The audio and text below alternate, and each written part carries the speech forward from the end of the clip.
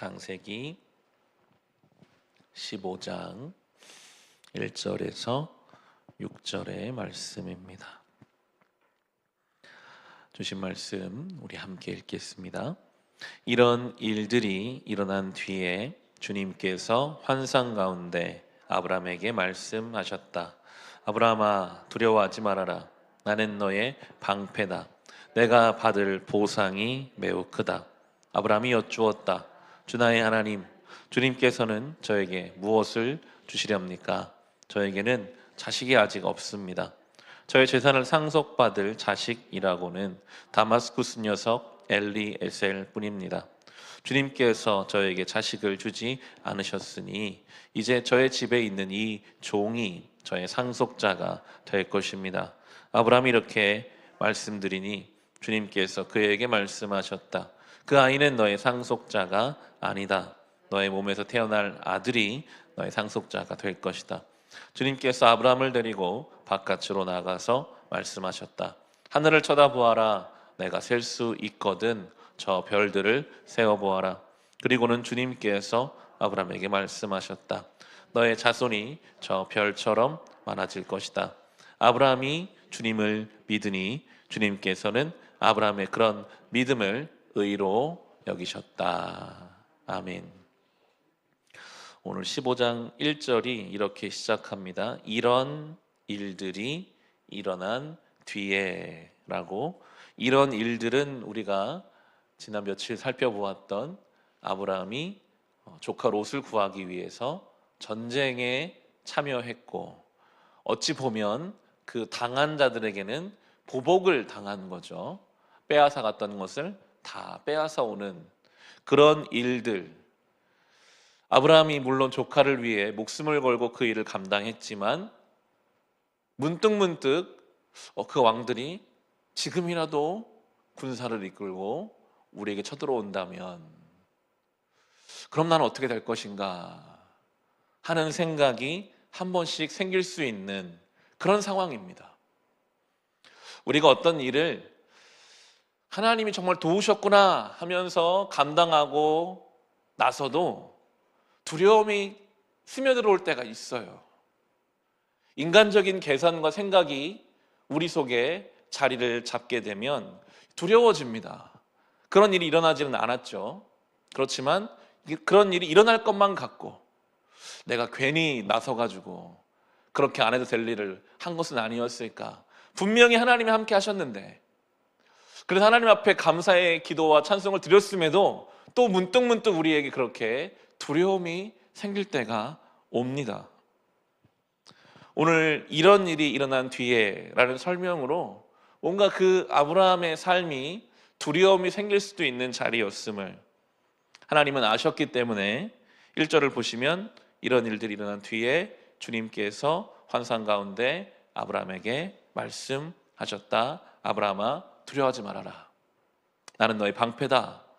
내가 받을 보상이 매우 크다 하십니다. 그 아브라함의 두려움을 가장 잘 아시는 분은 하나님이시죠. 말씀하신 두려워하지 말아라. 그냥 말로만 두려워하지 말라, 책임지지 못할 말씀하시는 분이 아니시라 내가 너의 방패다 하심으로써 두려워하지 않을 수 있는 이유, 내가 책임지겠다. 두려워하지 마라. 세상에 어떤 왕이 와도 내가 너를 지켜준다. 분명하게 말씀하시고 보상까지 말씀하세요. 아브라함이 보상을 안 받았잖아요. 나는 보상이 필요 없습니다. 소돔 왕이 와가지고 재산을 다 주겠다고 하는데도 받지 않았습니다. 하나님이 그걸 다 아시죠. 너의 보상이 분명히 있다. 그렇게 말씀하십니다.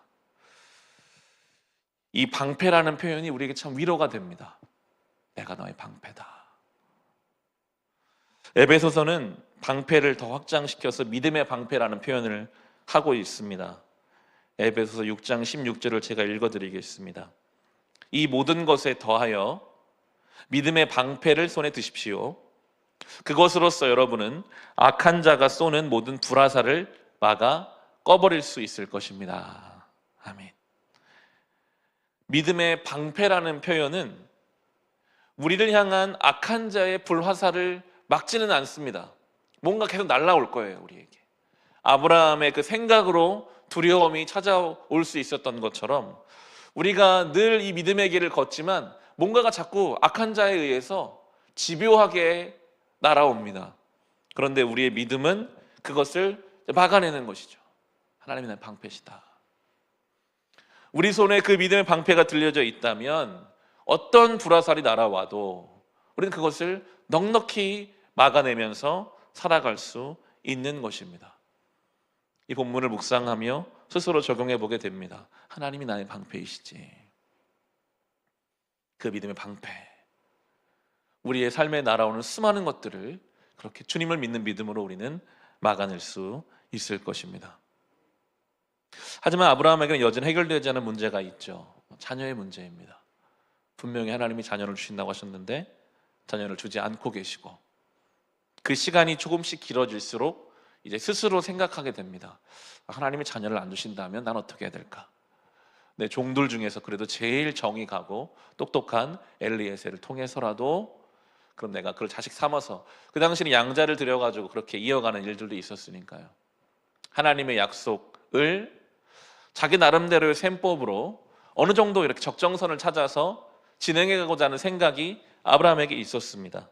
우리 2절 3절 같이 한번 읽어보겠습니다. 아브라함이 여쭈었다. 주 나의 하나님, 주님께서는 저에게 무엇을 주시렵니까? 저에게는 자식이 아직 없습니다. 저의 재산을 상속받을 자식이라고는 다마스쿠스 녀석 엘리에셀 뿐입니다.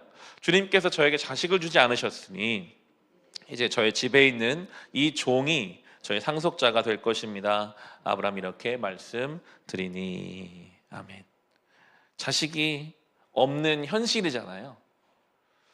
아브라함이 생각해도 나이가 너무 들었고 이거 안 될 것 같다.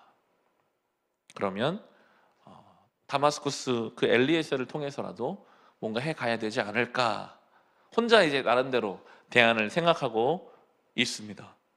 우리가 내일 다룰 본문이지만 하나님께서는요 이미 아브라함의 자손이 민족이 되어서 400년 동안 이집트에서 있다가 나올 것까지도 하나님이 계산하고 계시거든요. 계획하고 계세요. 하나님의 그 크신 계획을 우리의 그 짧은 소견으로는 측량하지 못할 때가 참 많습니다. 아브라함의 생각에는 자식이 생길까 안 생길까, 안 생기면 이렇게 저 엘리에셀을 통해서 내가 가야겠다, 그런 생각을 하고 있는 것에 비해서 하나님은 너무나 큰 계획을 이미 가지고 계시거든요. 이것이 우리의 삶의 현실과 하나님의 약속 사이에서 우리의 태도를 어떻게 결정할 것인가. 때로 우리도 그렇게 내 삶의 어떤 여건과 하나님의 명령 앞에서, 말씀 앞에서 그냥 어느 정도 적당히 타협안을 찾아가려고 할 때가 있습니다. 엘리에셀처럼. 하나님이 사랑하라고 용서하라고 성경은 분명히 날마다 말씀하세요. 그런데 우리의 삶의 자리에서는 용서가 안 되는, 사랑이 어려운 어떤 경우들이 있거든요. 분명히 하나님은 감사하라고 앞으로 찬성한 것처럼 초막이나 궁궐이나 주 예수와 동행하면 하늘나라라고 말씀하시지만 내 삶은 그게 잘 안 될 때가 있잖아요. 그러니까 우리는 적당히 어느 정도, 그럼 내가 이것도 아니고 저것도 아니지만 나름대로 이 정도 선을 지켜가면 되지 않을까. 그런 아브라함에게 하나님은 분명하게 말씀하십니다. 4절 5절 말씀 같이 읽어보겠습니다. 주님께서 그에게 말씀하셨다. 그 아이는 너의 상속자가 아니다. 너의 몸에서 태어날 아들이 너의 상속자가 될 것이다. 주님께서 아브라함을 데리고 바깥으로 나가서 말씀하셨다. 하늘을 쳐다보아라. 내가 셀 수 있거든. 저 별들을 세어보아라. 그리고는 주님께서 아브라함에게 말씀하셨다. 너의 자손이 저 별처럼 많아질 것이다. 아멘. 하나님이 분명히 말씀하세요. 그렇게 적당하게 나는 일하지 않는다. 밖으로 나와봐라. 아마 그 당시에 하늘에 무수히 쏟아지는 별들이 가득했을 것입니다. 저거 셀 수 있다면 세어봐라. 저렇게 많은 너의 자손들이 생겨날 것이다. 그 별들 중에 하나가 이제 우리까지 온 것입니다. 우리가 아브라함의 육신적 후손은 아니지만 그 아브라함을 통해 이 땅에 이루어진 그 영적인 후손들의 하나로 우리까지 그 약속의 성취가 된 것이죠. 아브라함은 이 둘 사이에 있습니다. 언제 오늘 밤이라도 자기를 보복하러 왕들이 올지도 모르고, 그러면 내 뒤를 누가 이을 것인가? 현실적으로 생각해 보면 엘리에셀에게 후계자를 교육시켜서 그로 가업을 이뤄가는 것이 현실적 가능성이 높아 보이는데, 하나님은 하늘의 별처럼 많은 자손을 주겠다 하십니다. 이때 성경이 믿음이라는 단어를 씁니다. 6절을 보시면 아브라함이 주님을 믿으니, 주님께서는 아브라함의 그런 믿음을 의로 여기셨다. 아멘. 이 본문을 가지고 우리가 믿음이라는 걸 정의해 본다면, 믿음은 선택하는 것입니다. 내 현실은 지금 자식이 없어요. 생길 가능성이 적어 보여요. 엘리에셀이 현실적인 대안이에요. 현실은 두렵습니다. 오늘 밤이라도 저 어둠 속을 틈타서 왕들이 나를 찾아와서 내 모든 재산을 빼앗아가면 어떡하나 하는 생각이 날마다 들 수도 있는 현실입니다. 근데 하나님은 자손을 저렇게 별처럼 많이 주시겠대요. 그 둘 사이에 무엇을 선택할 것인가? 성경은 분명히 말합니다. 아브라함이 주님을 믿으니 그 말씀을 선택했습니다. 그래, 하나님 말씀대로 되겠지. 내 방법은 모르지만 그럼 주님은 나를 지켜주시겠지. 그 믿음을 주님께서는 의로 여기셨다 합니다. 이 구절은 참 중요한 구절로 해석됩니다. 우리도 똑같습니다. 우리가 처한 현실이 있습니다. 교회를 다니고 신앙생활을 오래 했지만 우리의 현실이, 나라는 존재가 과연 내가 믿지 않는 사람과 얼마나 다를까? 그런 우리의 감정과 스스로를 보는 어떤 그런 견해는 나의 믿음이 없는 것 같고 무의미한 것 같고, 과연 내가 구원받은 사람인가, 수많은 생각들을 하게 하는 현실적인 상황이라는 것이 있습니다. 두려움과 결핍이 우리의 삶에 있습니다. 그런데 주님께서는 아브라함의 그 별을 보면서 주신 말씀보다 훨씬 더 은혜요 확장된 말씀인 십자가를 우리에게 보여주시며, 저 십자가 상에서 내가 다 이루었다, 저 십자가를 믿는 자는 멸망치 않고 영생을 얻으리라. 우리의 믿음은 선택하는 것입니다.